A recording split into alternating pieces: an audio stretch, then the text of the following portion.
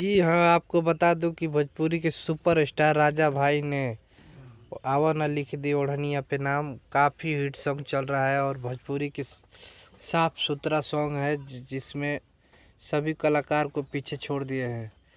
देखिए इस सॉन्ग को राजा भाई ने इसी सॉन्ग को लेकर लाइव में आकर रोने लगे और दर्शकों से बताने लगे कि मेरा व्यूअर रुक गया है, मगर ऐसा बात नहीं है। जो भोजपुरी में अच्छा गाएगा, अच्छा काम करेगा, अश्लीलता से दूर रहेगा, उनका गाना बजेगा ही बजेगा। जैसे राजा भाई के इस भी गाना को पिछले आया था नीली नीली अखिया से कई दिलू घायल, वो भी 24 करोड़ देख लिया है आदमी ने। तो इसलिए बता दूं आपको कि सच्चाई के साथ आदमी रहते हैं और अच्छाई के साथ रहते हैं। अच्छा गाना आएगा मार्केट में तो उसको कोई कहीं लिख दी ओढ़निया पे नाम। गाना सुनने के लिए राजा भाइयों के ऑफिशियल पे जाइए और राजा भाई के सर